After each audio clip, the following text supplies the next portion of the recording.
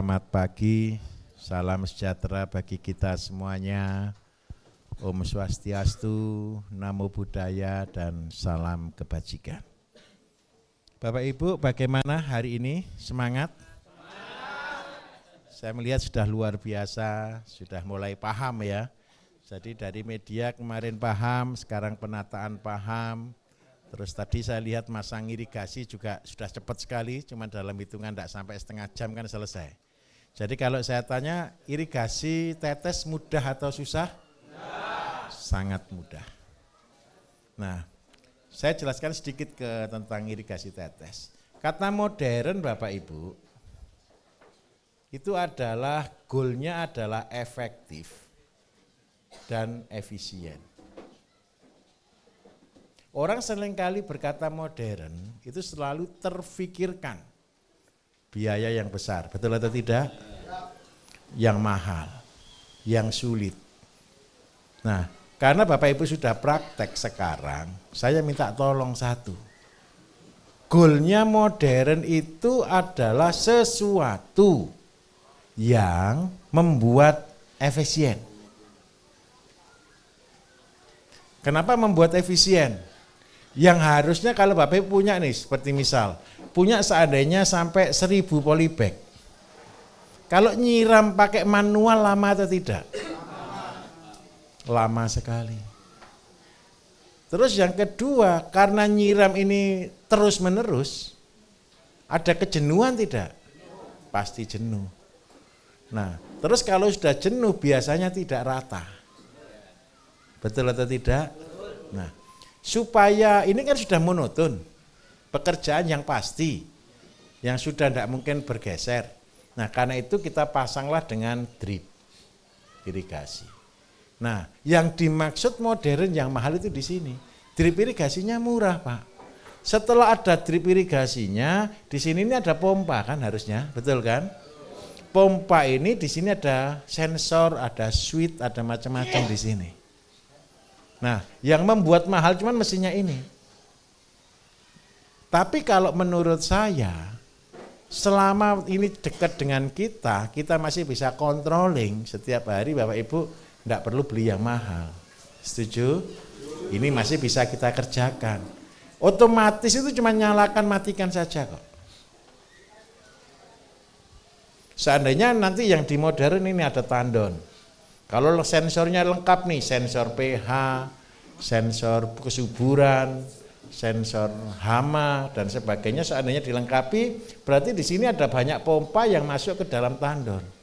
Pompanya insek, pompanya fungi, pompanya pembenah tanah untuk meningkatkan pH lagi. Cuman semua ada sensornya aja. Jadi ketika itu muncul alarm, kita cuman otomatis ngisi gerakan ini. Nah, tapi ini mahal. Boleh besok kalau tanahnya sudah di atas 10 hektar. Kalau cuma 1 hektar, mau cuma nyalakan keran kan tidak perlu pakai alat tuh Bapak Ibu. Kan tinggal nyalakan kan gitu aja tuh. Kalau nekan tombol kan masih bisa kan? Ya memang tidak bisa ditinggal lagi Pak, bisa.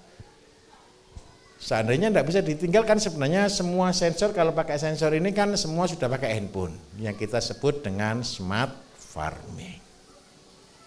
Jadi kontrolnya pakai handphone bisa gampang. Seandainya besok Bapak Ibu sudah di sana, sekarang sudah ada video call Bapak Ibu. Betul atau tidak? Zaman dulu smart farming ini sangat mahal, handphone belum mendukung sampai ke sana. 10 tahun lalu, 15 tahun lalu, teknologi ini terlalu mahal, betul atau tidak? Karena apa? Handphonenya masih Nokia kotak Bapak Ibu. Masih yang lama-lama itu. Tetapi yang baru sekarang ini kan jadi murah. Seandainya 1 hektar ada 1 karyawan yang khusus untuk menangani aplikasi pupuk, fungi, insek, dan sebagainya. Terus seandainya Bapak Ibu kepingin ada sensor, tinggal kan cuma beri sensornya saja. Hari ini sensor itu murah sekali. Di bawah 100.000 aja dapat. Kalau dulu harganya jutaan Bapak Ibu. Kayak barang langka itu loh. Tapi hari ini semua jadi murah. Nah, ditambah sekarang ada WiFi. Kalau dulu bisa ada CCTV aja kan sudah orang kaya betul ya. Sekarang pasang CCTV orang kaya atau biasa? Orang biasa. Lah untuk controllingnya bagaimana? CCTV.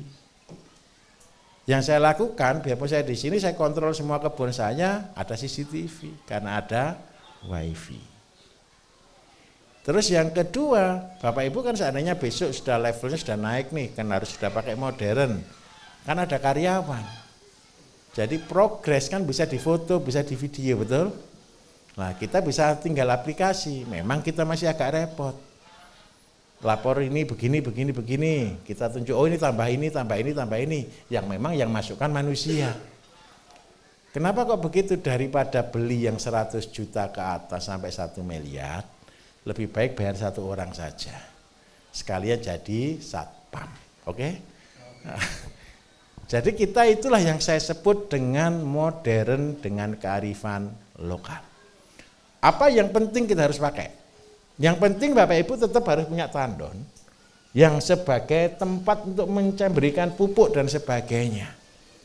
Besok pagi yang bagian pertanian, hari ini sudah diberi, pasti sudah di aplikasi ini.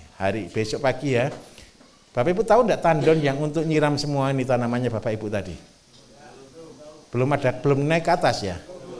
Di atas sana itu ada satu tandon Pak, tolong.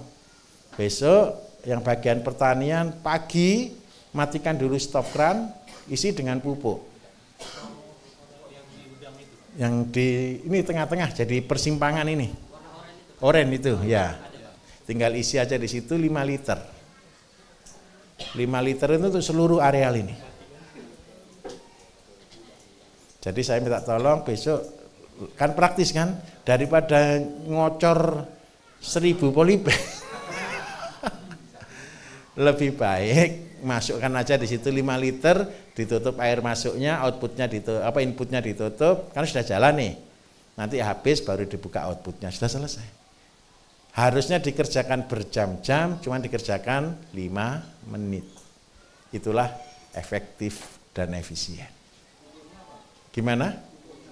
Pupuknya karena ini lengkap, berarti pupuk apa ya kira-kira ya? NPK Horti yang cair. Horti yang cair Bapak Ibu.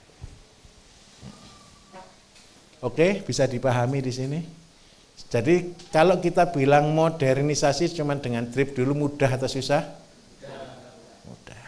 Jadi sudah tidak punya gambaran bahwa itu mahal, tidak punya gambaran bahwa itu susah ya. Nanti kalau kurang jelas, ini kan nanti tetap perbagian. Saya minta tolong ini. Yang bagian sini kan kemarin nggak boleh banyak-banyak ya, jangan dikerjakan semua, sedikit aja, nanti yang lain nggak kebagian. Oke, hari ini saya akan menjelaskan ke bidang peternakan Bapak Ibu.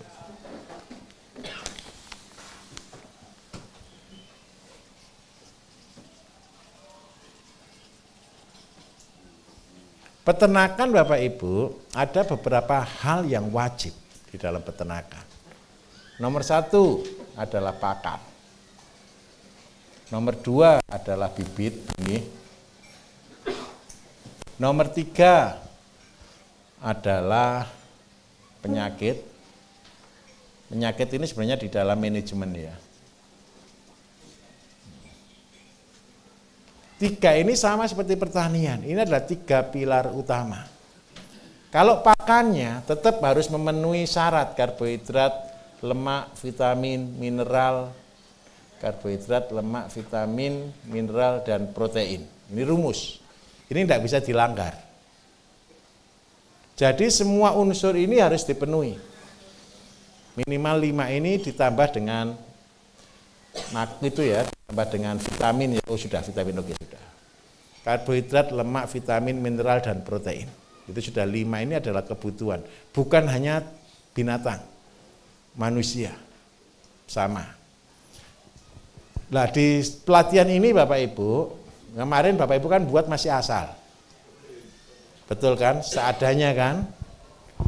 Seadanya, yang saya maksud seadanya itu cuman yang penting ternak itu hidup begitu aja. Biasa saja. Tapi yang di pelatihan ini Bapak Ibu nanti kita akan ajarkan triknya untuk membuat ternak bibit yang Bapak Ibu pelihara nanti menjadi obat.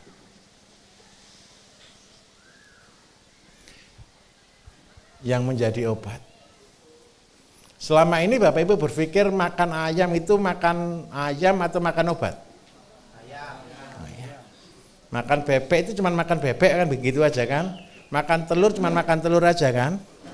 Nah, setelah pelatihan dari sini, ayo kita rubah konsepnya.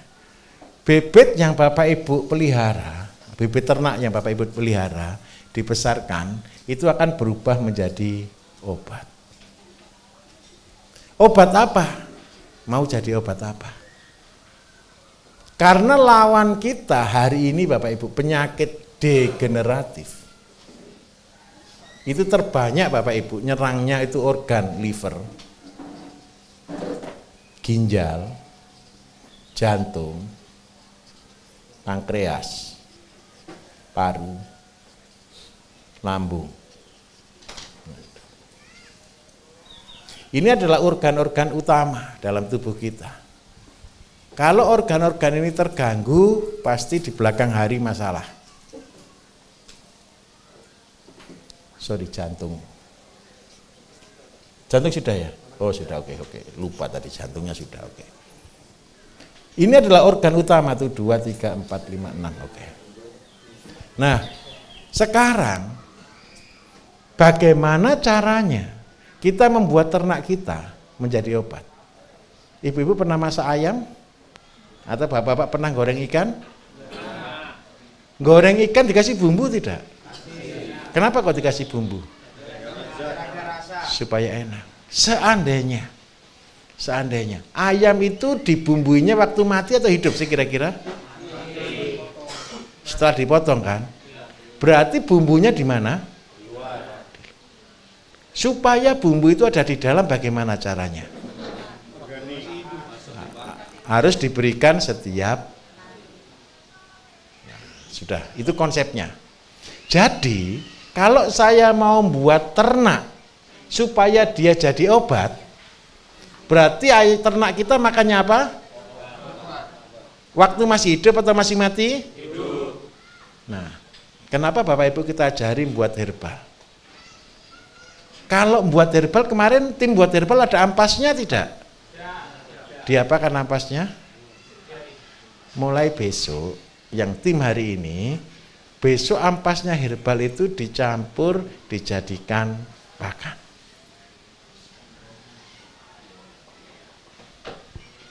Sehingga apa? Ayamnya, sapinya, kambingnya, bebeknya, semua makannya apa?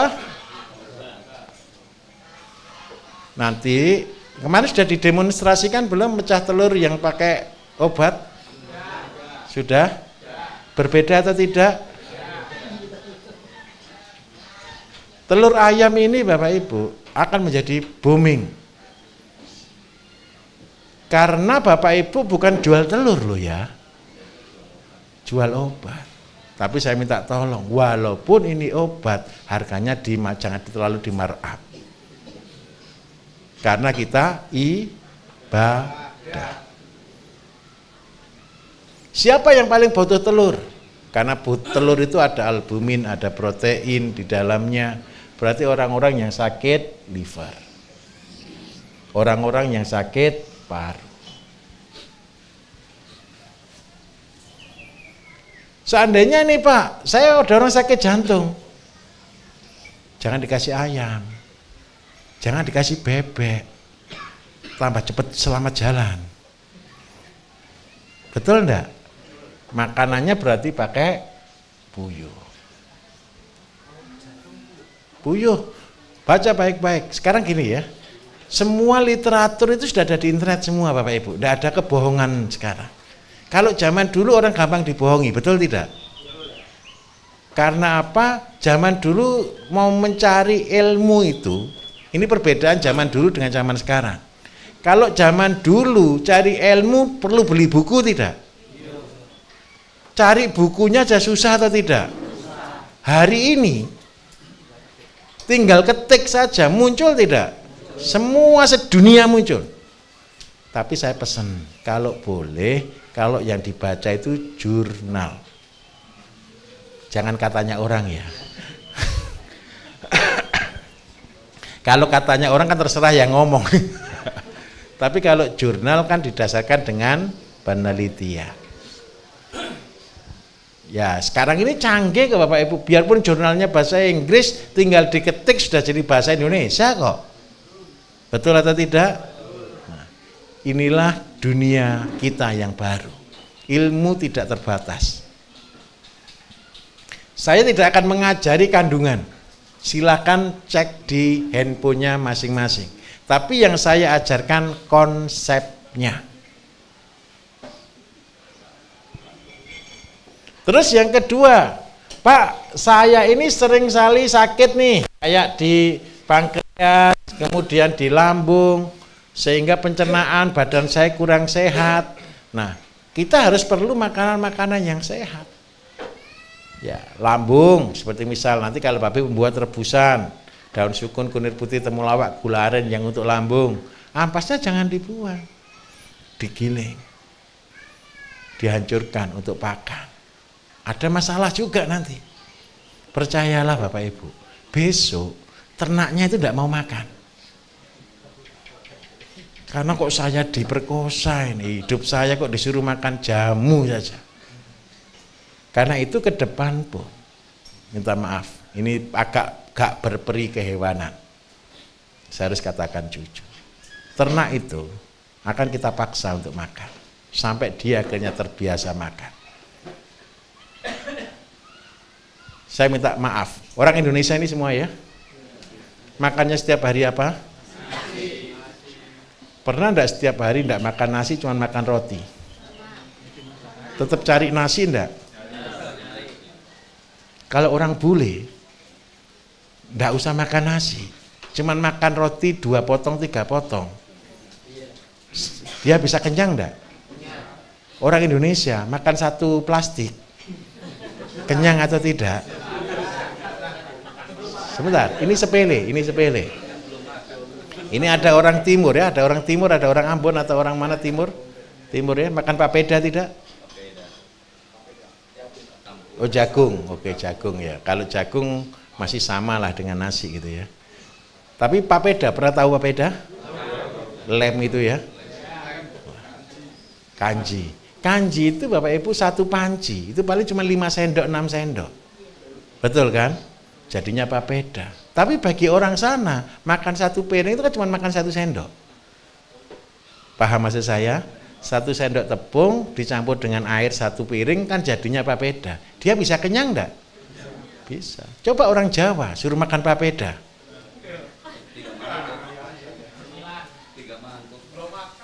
Belum makan. Apa yang membedakan? Kebiasaan. Ternak juga punya kebiasaan tidak? Karena itu kita akan merubah pola dari kecil. Ini bahkan yang sudah kita riset beberapa tahun yang lalu Bapak Ibu, bebek, ayam, itu makannya tembak. Jadi satu-satu pakai pen, ces, semua terkontrol, beratnya terkontrol. Jadi di tempat makan tidak ada lagi. Jadi sudah pakai pentil itu loh Bapak Ibu. Jangan tanya, dia mau enggak gitu. Dulu teknologi nepel, tahu teknologi nepel ya, tetes ya, yang nepel. Ayam itu enggak pernah sekolah kan? Betul kan? Saya punya ayam jago dari desa Bapak Ibu. Saya kasih nipel, nepel ini kan teknologi modern betul kan? Dia tahu, itu minum kayak gitu dia tahu kok. Ini ilustrasi.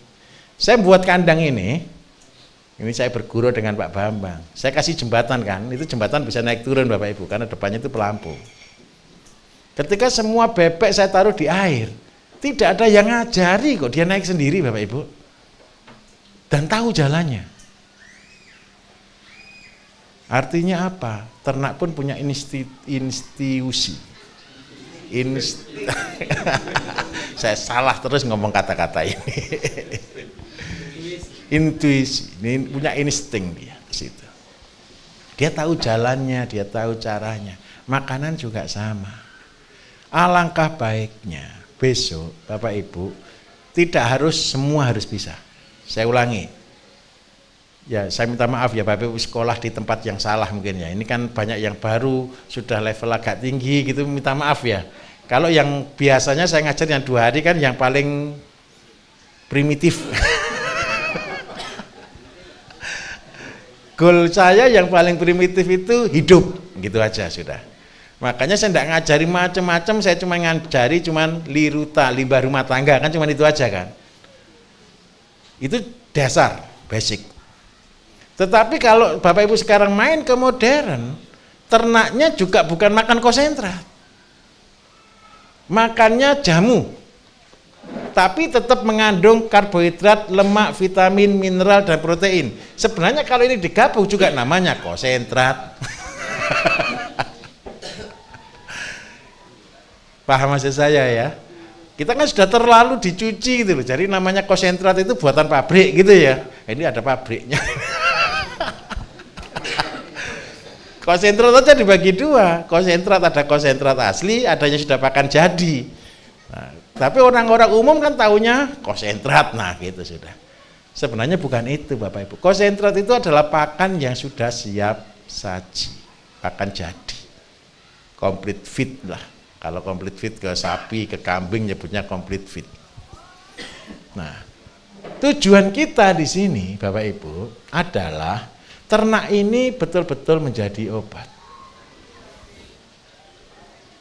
Dan yang ke depan kita pakai tembak. Jadi tembak itu di depannya cuma ada kayak karet.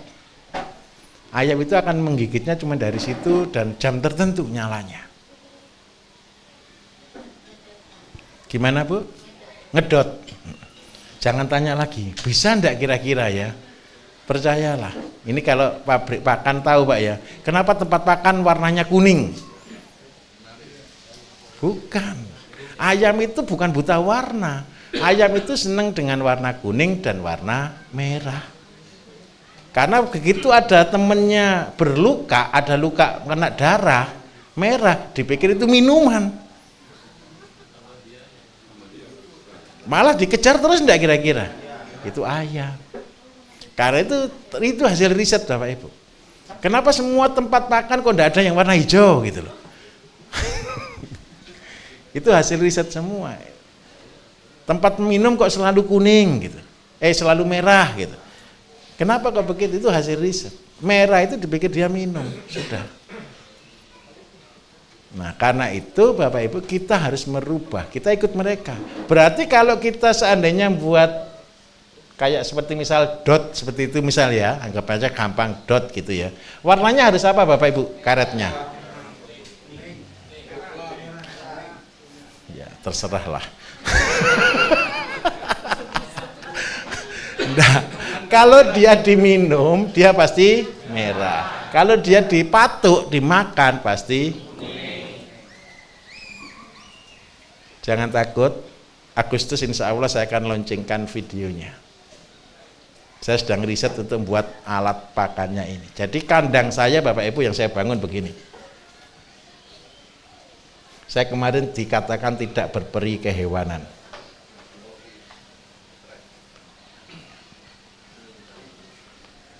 Delapan tingkat. Jadi tingginya 4 meter. Ini di bawahnya sudah modern ya, jadi tempat kotoran sudah, sekarang kan sudah muter semua ya. Model kandang semi closed house. 1 meter persegi, bukan 1 meter, 1 meter kali 2 meter. Ini kandangnya 1 kali 2-an, panjangnya berapa itu? 12 meter. Ini satu kandang ini isinya 20 ekor. Jadi 1 meter, bukan ekor. Satu kandang isinya 40 ekor. 1 kali 2 soalnya. 1 meter persegi 20 ekor. Kira-kira ayamnya bisa gerak enggak? Tidak bisa. Kalau untuk pembesaran full liter.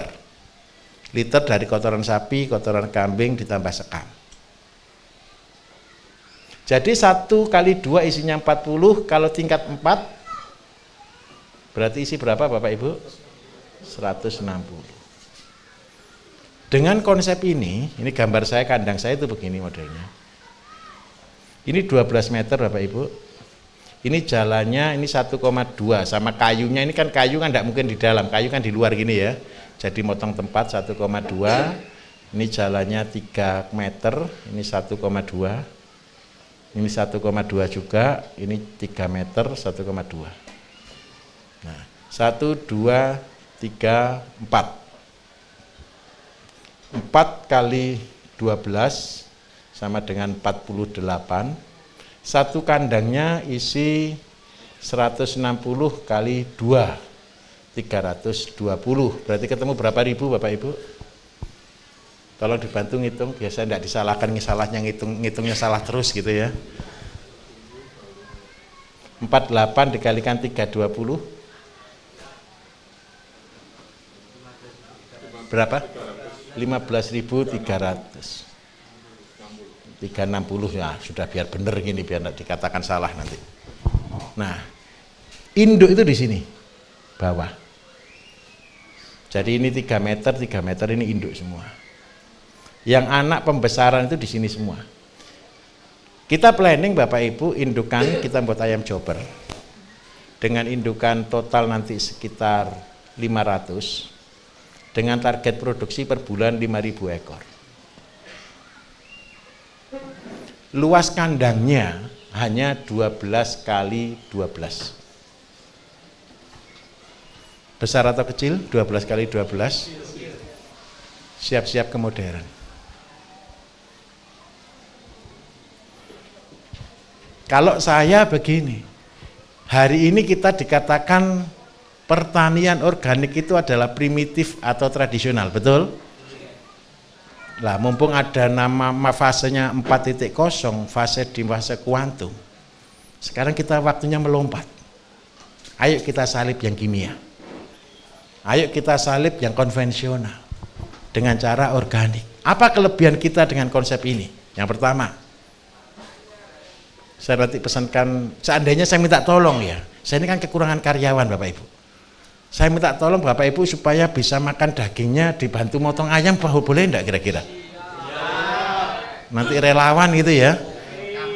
Boleh Pak Bambang ya? Oke, enggak apa-apa ya. Kambing juga janganlah, kasihan. Kalau dibantu motong ayam, supaya begini, kemarin saya usul ke dapur, ayamnya motong sendiri, enggak ada yang kerja. Gitu ya, siap bantu ya. Ini kan ada 60, berarti motong 15 ekor kan cukup kan, 1 jadi 4 kan gitu kan. Ini beratnya ada yang 3 bulan, ini sekitar 1 kiloan lah, umur 3 bulan ini. Nanti Bapak Ibu biar tahu, ketika apa? Ketika kita masak, ayam tanpa bumbu pun oke. Belum pernah kan Bapak Ibu masak ayam tanpa bumbu? Halo. Ada yang pernah, yang di Telomoyo, sudah Pak ya? Kemarin makan ayam tanpa bumbu kan? Sudah. Ayam umur 2 bulan tidak sampai Bapak Ibu dipotong. Jadi 1 orang makan 1 ekor. Kayak merpati gitu. Tapi goal kita di sini Bapak Ibu biar tahu. Supaya apa? Kita punya potensi mengembangkan pertanian, peternakan dengan kata modern yang goalnya adalah efektif dan efisien dengan biaya semurah mungkin, tapi hasil semaksimal mungkin. Kenapa saya katakan seperti itu? Dengan induk 500 Bapak Ibu. Ini induknya makannya adalah dari telur sisa yang tidak ditetaskan. Karena ini turunan jobber, telurnya rata-rata 1 bulan itu sekitar 15. Berarti setiap bulan telurnya 7.500. Yang kita tetaskan maksimal itu di 6.000 ekor per bulan. Nah, kalau kita bisa produksi 5.000 per bulan, ini saya tunjukkan. Kalau harga 30.000 saja, ketemu berapa Bapak Ibu? 5.000 kali 30.000? Dipotong pakan separuh. Pakannya kan tetap, walaupun jagung tanam sendiri, nanti buat divisi. Divisi jagung, divisi sayur, divisi tanaman pakan. Tanaman pakan itu singkong, jagung, daunnya itu divisi tanaman pakan. Nah ini nanti, kalau sudah punya gaji 75 juta, sudah bisa enggak jadi miliarder? Jadi kalau ditanya orang, Pak kandangnya mana? Ini cuma 12 kali 12. Penghasilan berapa per bulan Pak? Ya minimal 50 juta lah.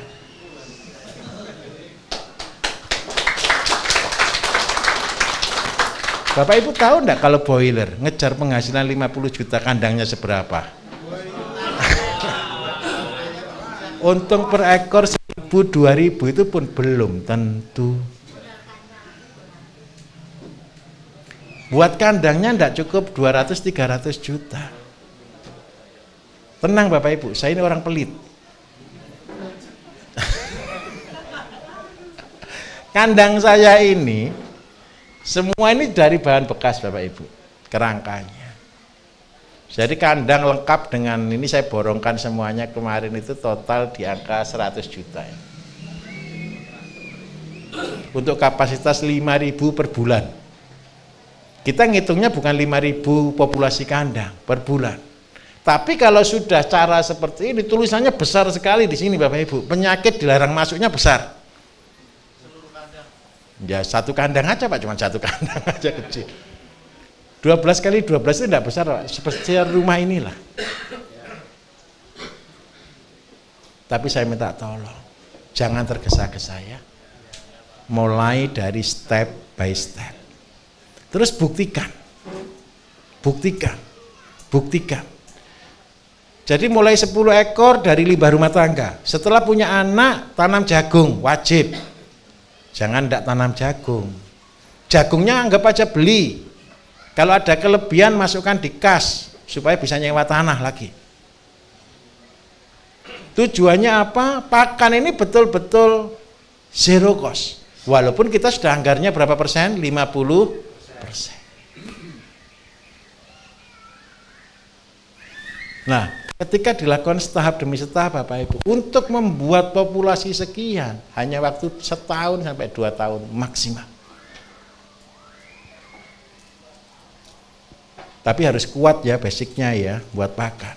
Lah, ketika dari awal, mumpung dari awal belajar yang benar. Belajar yang benar, Pak, saya langsung deh, ayam saya setiap masak Bapak Ibu. Ibu-ibu masak kan pakai bumbu enggak? Ini padang ini, Ibu, padang ini. Bumbunya banyak atau sedikit? Banyak. Setelah ada bumbu banyak itu dibuang atau enggak, Bu? Dibuang. Besok ayamnya semua kasih bumbu supaya ikannya tanpa diolah rasanya rendang. Rendang hidup. Jangan, bahaya.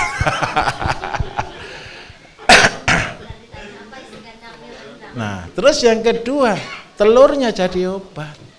Ketika Bapak Ibu sudah produksi telur konsep seperti ini, semua orang akan cari. Ayam, kambing, ikan, semua adalah obat. Kalau orang yang sudah sakit nih, liver yang parah lagi Pak, apalagi obatnya? Ikan. Kalau seandainya saya tidak mau pelihara puyuh Pak, untuk jantung, lemak apa yang terbagus? Ikan. Jadi ketika Bapak Ibu nanti jualan barang, itu bukan jualan cuman ayam, tapi obat. Kenapa kok begitu? Banyak orang ngeluh kan Bapak Ibu, oh percuma bertani, setelah tanam harganya pasti, karena dia tidak punya pasar. Saya minta tolong, pasar tidak perlu besar, tapi pasar harus permanen. Orang yang sakit itu Bapak Ibu tetap atau tidak? Kalau orang sudah kena jantungnya, livernya, pankreasnya itu diabetes, jantung sakit jantung, ginjal gagal ginjal, liver kena taruhlah kena hepatitis seperti itu, asam lambung, sakit paru-paru. Ini tidak selesai setahun ngobati Bapak Ibu. Apalagi kena diabetes, seumur hidup minum obat. kena hipertensi, jantungnya kena, seumur hidup minum obat. Ayo kita lepaskan, jangan obat menjadi makanan. Sama-sama keluar uang, makan juga keluar uang tuh Bapak Ibu. Tapi daripada keluar uang untuk barang yang tidak berguna yang berupa namanya obat, lebih baik berupa makanan. Saya tunjukkan filosofinya. Saya seorang herbalis, saya jualan obat, saya jualan herbal. Kenapa saya tidak senang jualan herbal? Tidak senang jualan obat. Karena obat itu tidak berguna. Kenapa saya katakan obat itu tidak berguna? Begini loh. Setelah orang sakit itu kan di bawah, betul kan? Setelah sembuh di atas atau di tengah dia? Sembuh. Cuma sembuh. Karena itu gerakan saya jangan pernah jatuh, jangan pernah sakit. Selalu sehat. Kalau mau sakit, arahkan makan yang sehat. Kalau sudah sakit, ya dipulihkan supaya sehat. Terus habis gitu stabil di sini. Jangan pernah sakit. Untuk menjaga ini stabil Bapak Ibu, makanan menjadi solusi. Kenapa saya biarpun punya pabrik herbal, saya tidak senang jualan herbal. Karena herbal itu tidak berguna, cuma menyembuhkan saja. Paham maksud saya ya? Cuma menyembuhkan saja. Nah, apa yang berguna? Makanan. Kenapa saya selalu bangun pertanian di mana-mana dan ngotot bangun pertanian di mana-mana? Saya lebih ikhlas orang setelah makan langsung bilang kenyang. Betul enggak kira-kira? Tapi kenyangnya ini bukan hanya kenyang, kenyang dan menyehatkan. Itulah ibadah tertinggi. Ibadah kita Bapak Ibu menolong orang supaya dia menjadi pulih. Dan pertanyaannya lagi begini, loh Pak, kalau caranya begini berarti kerja kita sulit dong. Enggak sulit, asalkan setahap demi setahap. Saya minta maaf Bapak Ibu ketika praktek ini kan tadi ada komentar, Pak kenapa kok tidak diajari semua? Ya ngajari semua berarti Bapak Ibu pulang baru praktek nanti. Paham maksud saya ya? Saya ajari sedikit, lakukan. Praktek lagi, diajari sedikit, lakukan. Supaya apa? Saya berpikir ketika Bapak Ibu dengar, dikerjakan, mudah-mudahan tidak lupa. Jujur Bapak Ibu, ketika datang pertama ngisi polybag banyak yang salah atau banyak yang benar? Tapi dalam waktu hitungan menit aja gara-gara teman-teman yang lain semua langsung jadi benar kok.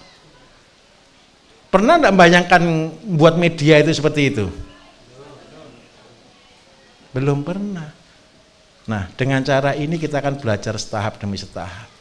Nanti waktu tanam juga sama. Saya lihat saja, tenang saja. Salah di sini enggak apa-apa. Salah itu belajar. Tidak ada kegagalan, katanya Atung Desem. Yang ada sukses atau belajar. Betul ya katanya kan? Nah, jadi kalau salah biasa. Saya untuk salah ini habisan miliatan. Nah Bapak Ibu jangan miliatan, puluhan ribu saja. Iya, tenang saja Pak. Oke, tenang saja. Saya akan lanjutkan lagi. Di sini aja dulu ya, biar tidak lompat ya. Lah karbohidrat Bapak Ibu, ingat baik-baik, konsep besar kita apa yang ada. Jangan mengada. Contoh, Bapak Ibu yang tinggal di pedalaman, yang di Kalimantan, yang kemarin ngeluh ongkos kirimnya aja mahal daripada barangnya, betul kan? Mau pelihara ayam pakai konsentrat, padahal ayamnya juga harganya mirip-mirip saja, pakannya mahal atau tidak? Coba bayangkan, kalau kita gunakan standar baku yang dari buku Bapak Ibu, mau beli pakan ke sana Pak, beli konsentrat dibawa pakai kargo, itu berapa harganya? Karena itu konsep kita apa yang ada. Berarti, minta maaf, saya tidak akan jelaskan detail perbahan. Semua ada handphone. Karbohidrat, Bapak Ibu cek aja, tulis di situ bahan yang mengandung karbohidrat. Muncul enggak kira-kira? Setelah muncul, ini A, B, C, D tanamannya Bapak Ibu. Saya tidak menganjurkan tanaman, biar tidak jadi kitab. Paham ya? Kalau saya nganjurkan tanaman nanti Bapak Ibu, oh enggak ada Pak tanaman ini di sana. Ya jangan dikerjakan, oh enggak ada. Kita kan seringkali terjebak kata-kata tidak ada, betul kan? Ingat di awal kemarin ketika saya ngasih gambar Bapak Ibu di angkatan ini atau angkatan sebelumnya ya. Seandainya saya punya banner ini, ada satu yang salah, Bapak Ibu lihat yang banner semua atau lihat yang salah? Betul seperti itu? Seandainya ini gambar kertas putih, ada noda hitam di sini. Yang Bapak Ibu lihat kertas putihnya atau noda hitamnya? Padahal noda hitamnya kan cuma satu titik kan. Kita seringkali tidak bisa jalan gara-gara lihat satu saja kelemahan. Betul atau tidak? Ditanya, kenapa tidak jalan? Loh Pak, masih kurang ini Pak. Ini yang salah. Tolong dipahami betul ketika saya berkata apa yang ada dan jangan mengada-ada. Bapak Ibu search di internet, bahan karbohidrat 1, 2, 3, 4, 5. Dipilih lagi tanaman apa yang bisa kita budidaya di sana. Seandainya saya biasa senang pakai jagung, pakai singkong, enggak bisa jagung, enggak bisa singkong, cari yang lain. Seandainya di Papua sana, enggak ada jagung, enggak ada singkong, adanya sagu, ya pakai sagu. Jadi enggak ada alasan tidak bisa. Terus seandainya Pak ini kalau umbi-umbian kita sulit, ya adanya talas Pak, gimana? Talas juga bisa enggak kira-kira? Bisa, kalau tanahnya rawa Pak, mau tanam jagung gimana? Kalau tanahnya rawa mau tanam singkong gimana? Bisanya cuma tumbuh talas, ya talas. Bisa dipahami? Terus ya begitu butuh protein, butuh karbohidrat, butuh vitamin. Nggak bisa semuanya, tanahnya rawa semua Pak, nggak bisa dicangkul. Ya tanam masalah. Saya mau katakan jujur ya, jangan sakit hati Bapak Ibu. Saya katakan jujur sekali. Tahu asola enggak? Seandainya asola itu dijual dengan harga Rp1.000 mahal atau murah?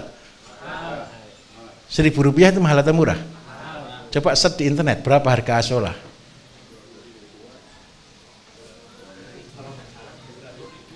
Minimal berapa? Ada yang 5.000, ada yang 10.000, betul kan? Kalau seandainya pakannya Bapak Ibu harganya Rp1.000 mahal atau murah? Kalau beli asola Bapak Ibu Rp1.000 kan sebenarnya kalau untuk makan murah atau mahal berarti masih murah. Seandainya konsep saya, sudah siapa yang sudah mempraktekkan tanam asola di rumah, ada enggak? Sudah ada. Sudah pernah panen belum? Sudah pernah panen? Sudah. Bisa enggak membuktikan teori 2 kali 4 keluar 1 kilo per hari? Betul, bisa. Bisa terbukti Pak ya. Seandainya ya kurang-kurang berapa gram gitu aja kan. Nah, seandainya Bapak Ibu, seandainya. Pernah tahu tanaman padi kan? Padi sehektar planning saya yang terbaru itu cuma keluar 15 ton. Harganya berapa saya tunjukkan. Seandainya harganya 5.000 gabah, berarti ketemu berapa? 75. Perlu perawatan tidak?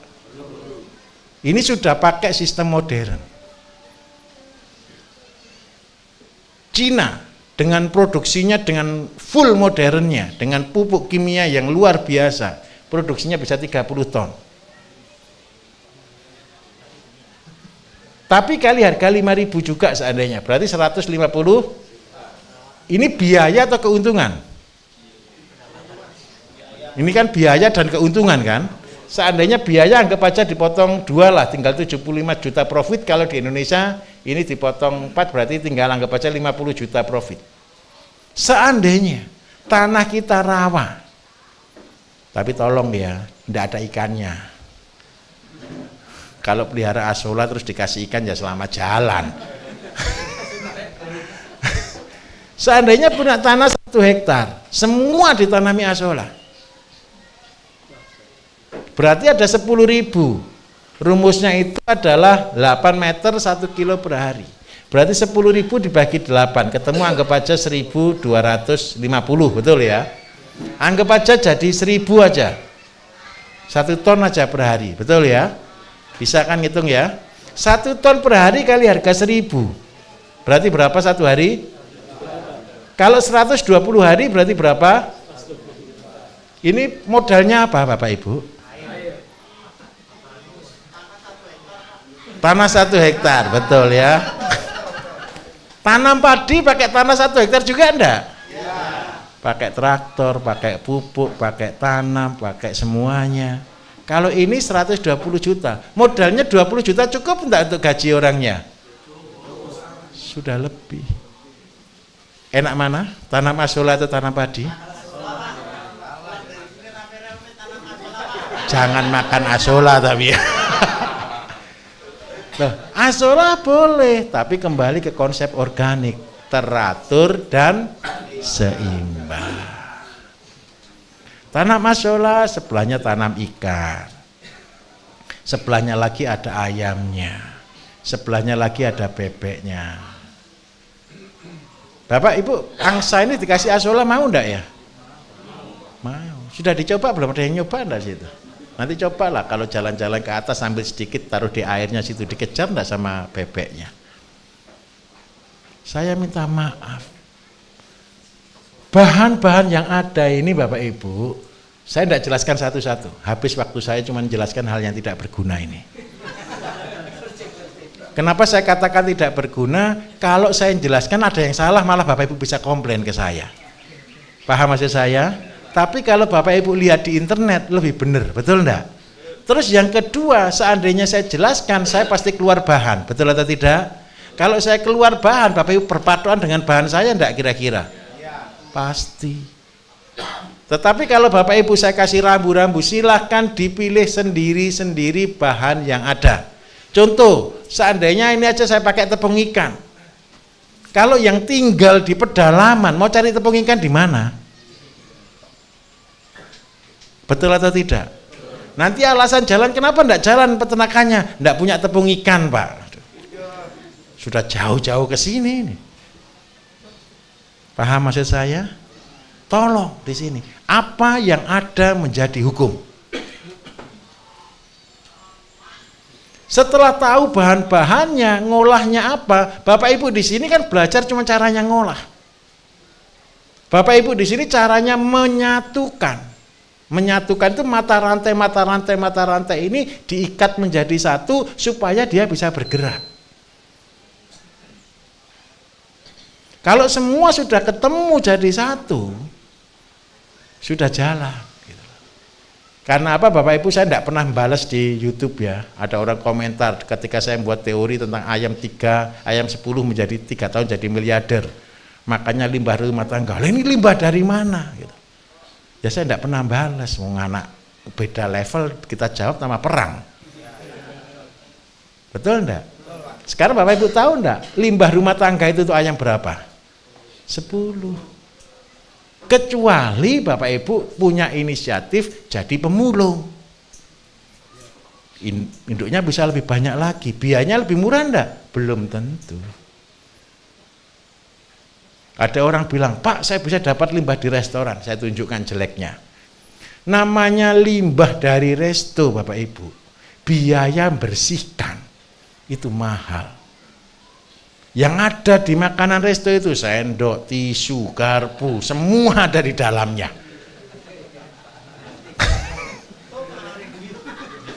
Kok paham? Ya jelas Pak, saya sudah jadi pemulung bertahun-tahun Pak. Fair. Paham maksud saya? Kecuali, ada kecuali lagi. Bapak Ibu sudah sampai di level Intan Sari.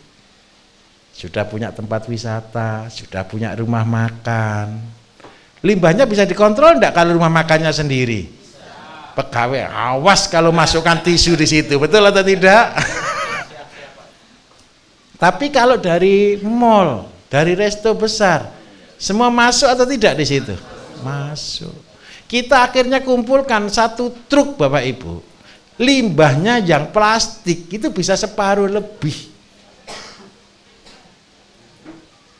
Bisa dimengerti di sini? Oke. Karena itu percayalah, ternyata lebih praktis nanam jagung, lebih praktis nanam singkong, lebih praktis nanam asola. Loh Pak, tapi kenapa kok mulai dari limbah rumah tangga? Karena mulai kita dari modal nol. Paham maksud saya? Banyak kan orang begini, ayo jadi miliarder. Jawaban pertama apa? Tidak punya modal. Bapak Ibu ketemu saya tunjukkan jalan jadi miliarder dari tidak punya modal. Karena saya dulu pun tidak punya modal. Apa yang saya ajarkan adalah apa yang saya lakukan. Karena itu pelatihan kita kan beda-beda terus Bapak Ibu. Nanti yang pelatihan tertinggi ini ya memang agak tinggi lagi. Tidak usah dibayangkan. Ketika sudah dilakukan, saya bangga, saya senang ini lihat Bapak Ibu perkembangan ini. Wah bahagia kalau gini, saya tidak usah ngotot-ngotot ngajari kalau begini.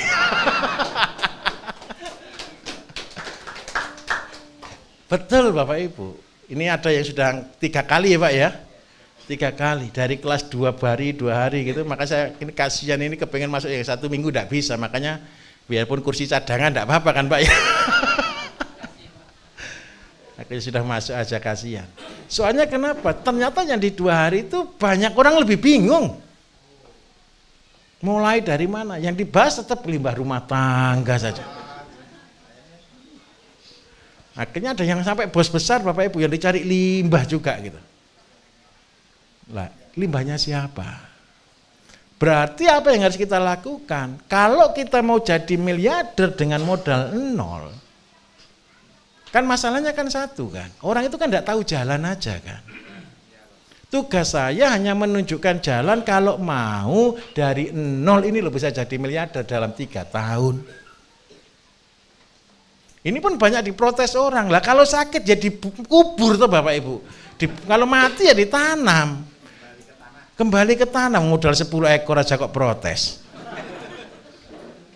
Paham maksud saya di sini? Modal 10 ekor pakai limbah rumah tangga lagi. Kan uang sekolah. Saya mau tanya, ada enggak yang sudah sekolah sampai SD, SMP, SMA, S1, S2, S3? Itu bayarnya mahal atau murah? Ada yang protes enggak ketika sudah nganggur?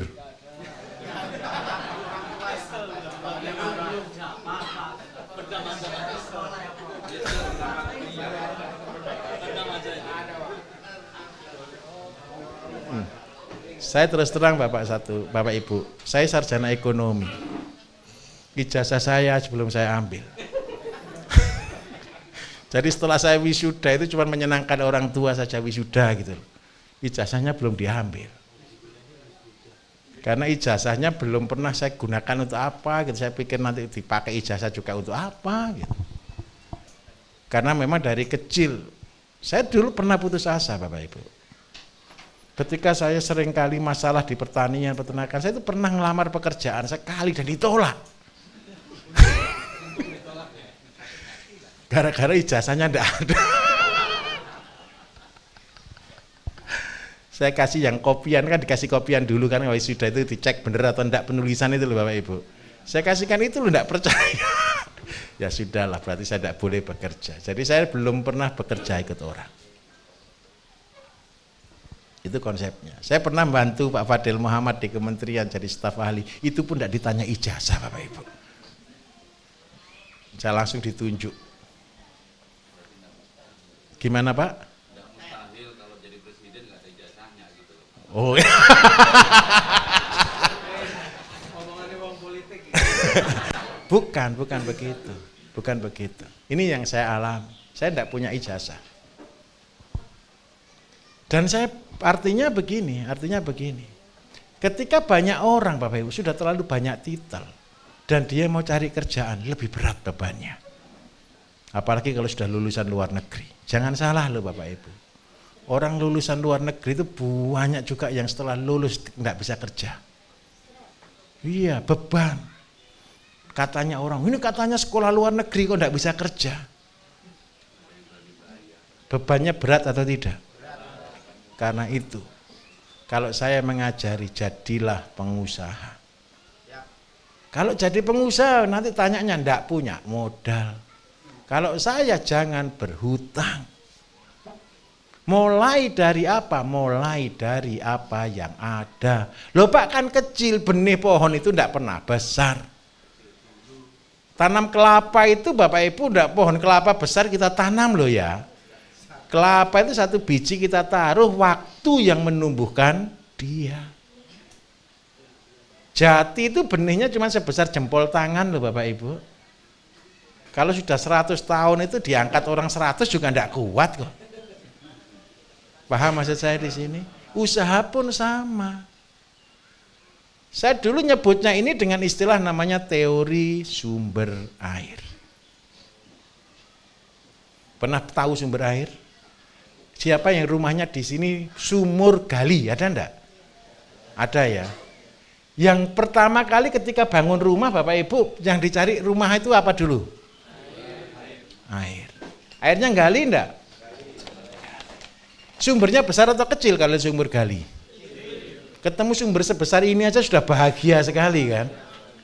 Betul? Pernah nghabiskan sumber segini untuk rumah tangga? Padahal kan kecil. Orang kan kepengennya bukan sumber yang kecil Bapak Ibu, kepengen danau. Betul atau tidak? Tapi kalau danaunya bocor sama sumur tadi enak mana? Enak sumur. Sumur itu sumurnya kecil. Tapi ditimba tiap hari tidak habis. Zaman dulu belum ada pompa Bapak Ibu. Masih ditimba. Seandainya pakai pompa pun ada tandon penuh, dia juga ngisi lagi, betul enggak? Nah, satu sumber. Ini cukup untuk menghidupi, seandainya saya tanam ini, saya tanam pohon di sini ada apokat, durian, kelengkeng. Mungkin pertama untuk menghidupi satu pohon aja enggak cukup. Airnya, karena berbagi dengan kita. Satu pohon akhirnya ini besar, dia tidak butuh air lagi kan, dia bisa hidup dari dirinya sendiri kan. Kita tanam lagi pohon berikutnya. Kita tanam pohon berikutnya. Ketika dalam waktu tertentu ini semua banyak pohon, ini keluar sumber yang lebih besar. Bapak Ibu tahu enggak, sungai itu berasal dari mata air enggak? Pernah tahu enggak ujungnya mata air itu besar atau kecil sumbernya? Kecil. Tapi gara-gara kecil dia ngalir, pohon-pohon hidup. Bambu, kayu hidup. Semua akhirnya nampung. Dari sumber bisa jadi ribuan sumber. Keluar di bawah namanya sungai. Paham atau tidak? Kalau belum paham teori ini, jadilah pecinta alam. Jadilah pendaki gunung. Kenapa kok begitu? Saya betul-betul menghayati konsep alam ini. Sumber itu tidak pernah besar, cuma cukup untuk kita. Saya paling senang naik Gunung Lawu Bapak Ibu. Di atas itu ada namanya Sendang Derajat. Sendang Derajat itu puncak gunung ada sumbernya. Airnya itu kadang-kadang ngambilnya itu cuma 1 gelas. Tunggu setengah jam lagi 1 gelas. Tapi ribuan pendaki itu selalu ngejar minum air itu. Kenapa kok gitu? Ya keluarnya segelas, tapi gara-gara dia disebut sumber tidak pernah berhenti. Konsep bisnis itu harus begini. Sumber waras. Nah, kalau ya di Madiun namanya apa namanya? Saya sampai lupa ya. Kali Catur Katentreman. Jadi kali itu bukan lagi sumber Pak kalau di sana. Kali, sungai Pak ini. Kali Catur Katentreman. Jadi ada 4 sungai yang membuat orang tentram, bahagia. Ya di sana sudah besar semua, sayurnya besar, ternaknya besar, marketingnya besar. Kita goal di sana ekspor Bapak Ibu. Saya kepingin Indonesia yang dikatakan susah pangan. Saya kepingin ekspor pangan. Biar tidak bikin malu petani Indonesia. Cuman itu saja. Nah, saya kepingin semua juga bisa. Kenapa saya harus mulai dari modal nol? Ini kan selalu orang bilang impossible kan.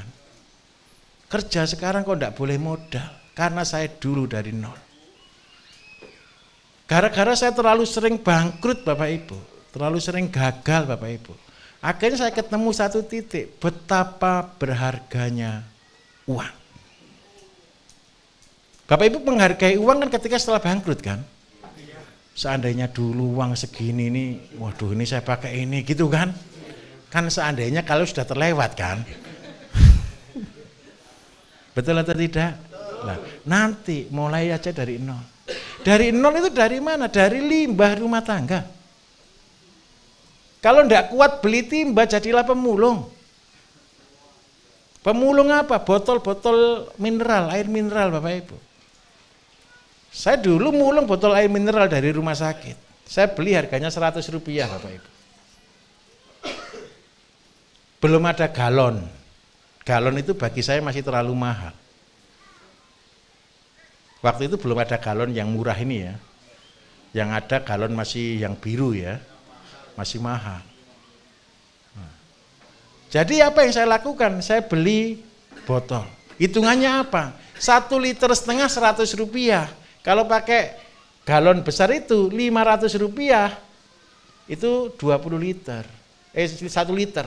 Soalnya kan harganya waktu itu sekitar 20.000 itu kan dapat, Rp1.000 berarti ya. Rp1.000 dapat 1 liter. Jadi kalau Bapak Ibu beli jerigen, beli apapun, hitung isi berapa, harga berapa. Dan yang paling murah memang botol air mineral. Tapi jeleknya satu. Kalau rumah kita isinya botol Bapak Ibu, tahu katanya istri, kita ini tempat sampah. Tapi itu yang saya tumpuk di depan rumah. Pertama saya membuat 4 ton di depan rumah itu. Berarti ada berapa? Hampir 4.000. Gara-gara apa? Waktu itu uang 50.000 bagi saya berarti. Saya ngajari orang jadi miliarder Bapak Ibu ketika saya masih rumah aja kontrak. Saya membuat pabrik pupuk pertama kali, modalnya cuma timba, timbanya gratis. Setelah jadi saya tampung di botol mineral. Setelah jadi saya tampung di situ terus begitu, sambil pelihara ayam. Ayam pun saya lupakan saja. Saya baru expose teori ayam itu gara-gara setelah saya ngajar di Papua. Itu baru tahun 2000, ya tahun 2010 atau 2000 berapa lah itu. Itu baru saya angkat teori ayam. Gara-gara saya tahu harganya ayam 300.000. Sebelumnya saya tidak pernah angkat ayam. Apa yang saya angkat? Puyuh, bebek. Jadi sebenarnya teori jadi miliarder itu bukan hanya dari ayam 10 plus 1. Bukan hanya itu. Teori yang menjadi miliarder itu dari bebek juga bisa. Dari puyuh juga bisa, dari jagung juga bisa, dari semua sektor yang Bapak Ibu bisa kerjakan. Dari kambing juga bisa. Saya buat teori kambing 1 jadi miliarder itu gara-gara saya ngajar di Nias di tengah hutan. Perjalanan ke tempat itu saja itu dari bandara saya dijemput bentor, dari bentor saya harus jalan 4 jam. Karena sudah tidak ada jalan, sepeda motor pun tidak bisa. Dan hanya 7 kakak Bapak Ibu. Sampai di sana saya bingung, saya ini ngajar apa di tengah hutan ini. Dari sana akhirnya saya bisa ngajar kambing. Jadi saya ingat baik-baik, ilmu yang saya dapat itu ilmu gadokmologi dan ngawurisasi. Ilmu yang sesuai dengan keadaan. Karena itu saya bisa membuat konsep apa yang ada dan jangan mengada-ada. Karena semua ilmu yang saya ajarkan itu adalah ilmu yang muncul dari kondisi yang ada. Paham maksud saya di sini?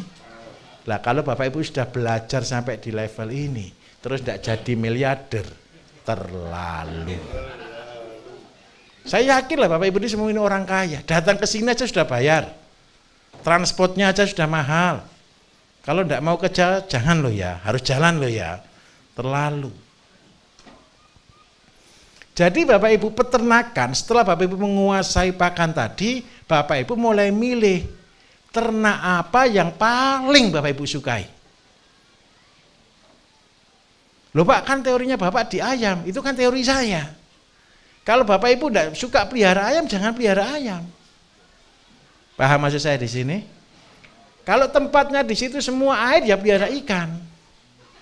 Seandainya ikan tidak bisa pelihara sapi, Pak, katanya siapa? Ikan itu ada macam-macam jenisnya.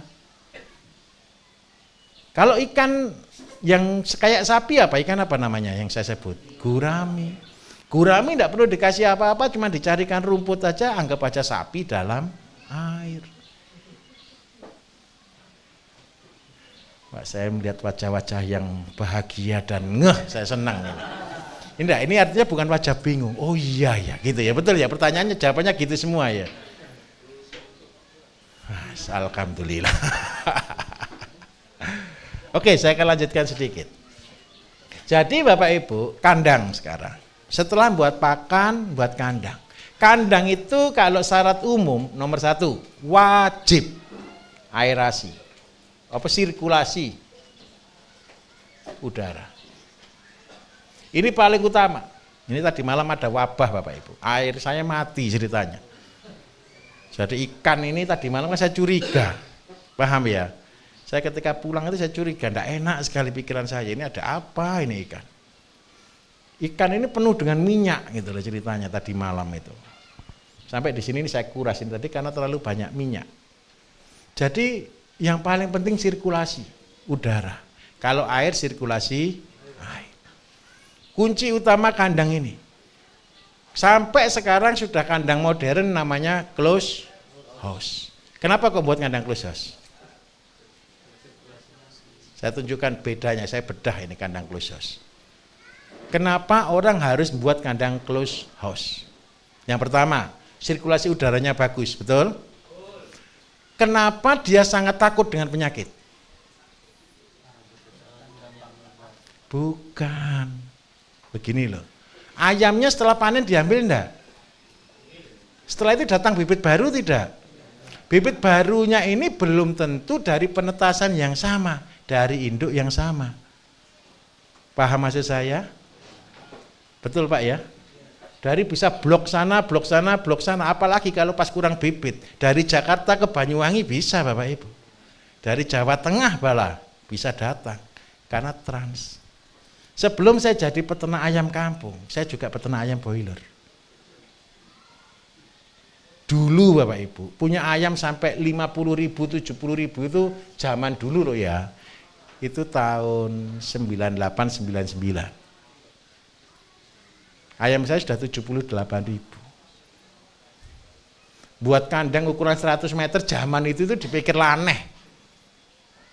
Belum ada kandang close house. Kandang close house itu setelah tahun 2000-an ke atas. Umur saya waktu itu baru 25 tahun. Ayam saya sudah 78.000. Penghasilan kotor saya per 2 bulan 1 M. Waktu itu. Sehingga saya bisa bangun kandang banyak waktu itu. Kenapa saya berhenti? Karena bibit saya beli, pakan saya beli. Jadi kita cuma terima sisanya. Betul atau tidak? Sehingga banyak petani-petani akhirnya kalau kita tidak kuat dari mandiri kita ke mitra. Lah kalau mitra lebih diperhitungkan lagi tergantung ujung pulpennya bos. Mau dikasih untung berapa petani ya? Betul Pak ya? Serius. Begini Bapak Ibu, saya tunjukkan. Kenapa pabrik pakan tidak punya kandang? Loh, punya kandang Pak. Punya kandang itu parent stock. Indukan. Supaya dia jual anak atau DOC. Kenapa dia jual DOC? Supaya dia bisa jual pakan. Tahu maksud saya? Karena itu yang diproduksi pabrik besar-besar itu cuma 2 ini, DOC dan pakan. Nah, petaninya suruh apa? Besarkan. Katanya besarkan supaya untung. Tapi harga siapa yang pegang? Mereka. Mau dikasih harga berapa itu sudah di atas pulpen Bapak.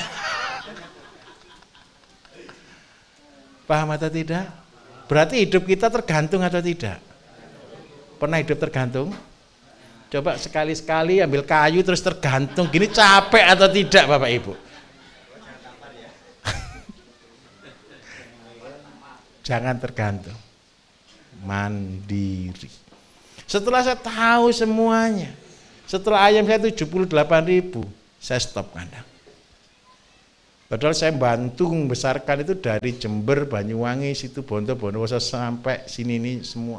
Dari yang dulu populasi cuma tidak sampai 100.000, kandang saya sendiri sudah 78.000, sampai jadi hampir 2 juta ayam. Sekarang gimana? Ya itu rahasia. Itu rahasia. Dari sana Bapak Ibu saya tobat berhenti karena tergantung. Kenapa orang buat kandang close house? Begini ceritanya. Bebetnya belum tentu. Padahal di induk sana sudah luar biasa sanitasi higienisnya. Strainnya belum tentu. Pakannya juga belum tentu. Ternyata penyakit tidak pernah berhenti loh Bapak Ibu. Alasan yang disalahkan nomor 1 adalah cuaca. Oh ini senot, oh ini gini dan sebagainya. Padahal paling banyak bukan hanya cuaca. Lah resiko terlalu besar. Karena itu saya banting setir. Pada waktu itu minta maaf, harga ayam kampung sama ayam broiler hampir mirip loh. Harga ayam kampung sama ayam broiler waktu itu mirip. Bahkan tanda kutip, ayam kampung kurang laku zaman itu. Dari sana saya banting setir ke ayam kampung. Kenapa kok saya harus banting setir ke ayam kampung? Kalau Bapak Ibu punya kandang, induknya di sini, breedingnya di sini, penetasannya di sini, besarnya di sini, dan dengan catatan pakan di sini. Ada yang dari luar enggak? Resiko sakit ada enggak? Enggak ada. Loh Pak, cuaca sama saja. Asalkan itu dari lokal, percayalah jauh lebih aman. Paham di sini? Oke. Karena itu udara harus lancar, terus yang kedua tertutup seperti ini. Kalau orang sekarang buat close house, yang dikejar satu, ayam semakin hari semakin cepat, semakin terkontrol suhu, pH, dan kelembapan. Resikonya apa? Listrik mati 2 jam, wassalam. Satu kandang itu bisa kayak dipanggang Bapak Ibu. Karena kekurangan oksigen. Walaupun tirai langsung otomatis, listrik mati tirai jatuh, dek. Yang hidup yang samping. Kenapa kok banyak yang mati? Ayam itu ngejar oksigen, yang mati yang di bawah. Karena semua ayam kepingin ke pinggir. Kenapa saya cerita? Karena sudah mengalami. Karena itu saya mikir betul kandang yang betul-betul efektif. Kandang yang betul-betul efisien. Prinsipnya dalam kandang itu kan satu, ayam tidak boleh banyak gerak. Ayam tidak boleh banyak gerak Bapak Ibu. Ayam itu cuma fokus makan, tidur, mimpi. Artinya kalau ayam itu bisa bahagia, dia itu cepat besar. Kalau tidurnya tidak bisa bermimpi, lah ayamnya kurang cepat besar. Yang membuat ayam bisa tidur nyenyak itu apa? Nyaman. Nyaman, sirkulasi. Karena itu saya minta tolong, kenapa banyak kandang? Supaya tidak stres, dikasih musik, betul enggak? Berharap ayamnya bisa disco. Bukan, ketika ada hujan datang dia enggak kaget. Apalagi kalau pas musim hari raya. Biasanya diam-diam mercon bernyalaan, ya banyak yang kaget naik kena gagal jantung. Tetapi kalau sudah biasa disetelkan musik, wah ini bahagia.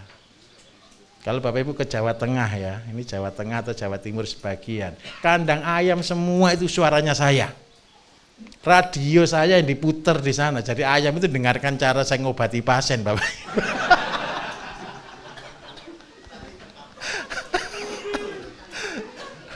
Saya sampai pernah ketawa Bapak, ini di Ponorogo.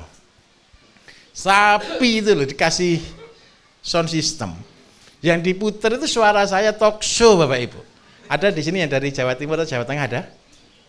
Ini dari Magetan ya. Pernah dengar suara saya di radio ya? Tapi enggak naruh radio di kandang juga kan? Cuman radio ditaruh di rumah gitu aja kan? Jadi saya ini temannya tidurnya ibu-ibu, bapak-bapak banyak sekali. Jadi kalau mereka tidur tuh ngeloni saya Bapak Ibu. Ngeloni radio. Ya betul begitu ya Mas ya? Itu saya. Jadi saya sampai kadang-kadang ya agak tersinggung juga. Oh ternyata saya disuruh ngeloni sapi juga. Menenangkan suara saya katanya. Saya minta tolong.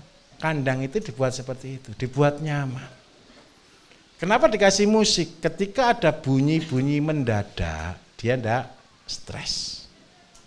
Jadi ayam pun butuh hiburan. Nah, terus yang berikutnya lagi syarat kandang. Syarat kandang, kalau kita bukan close house, syarat kandang wajib Bapak Ibu, tidak boleh menghadap ke utara selatan. Ada teori mengatakan, loh ayam itu harus terkena matahari. Kalau pagi kena matahari full, sore kena matahari full, gosong. Ini ada TS-nya pakan Bapak Ibu. Jadi ayam itu harus barat timur Bapak Ibu ya, kandang. Supaya apa? Sinar matahari dari sini, kan matahari kan juga bergeser, cuma dari sini, supaya ayam itu masih bisa tenang. Ini teori dasarnya. Yang penting lagi tolong satu, jangan di tempat banjir. Iya, nanti sudah pelihara ayam terus kebanjiran ya wassalam juga itu. Nah, apa perbedaan kandang close house dengan kandang kita? Kandang close house itu sekarang kalau zaman dulu masih pakai liter juga, jadi 2-3 tingkat, sekarang sudah sampai ada yang 5 tingkat, 6 tingkat Pak ya. Sudah pakai liter juga, tapi yang sekarang sudah pakai baterai juga kelihatan yang baru ini. Nah, kelebihan kita apa? Untuk pembesaran 0 sampai 1 bulan, saya kandang itu pakai liter. Tapi yang 3 bulan, 2 sampai 3 bulan ada yang liter, ada yang semi panggung. Syaratnya apa? Bapak Ibu boleh pakai kandang panggung, tahu ya kandang panggung ya? Pakai selat ya. Syaratnya satu, pakan harus memenuhi standar. Jangan pernah buat kandang selat, pakannya tidak memenuhi standar. Standarnya di mana? Karbohidrat, protein, vitamin, dan mineral. Nanti Bapak Ibu harus belajar berhitung bagaimana protein standar.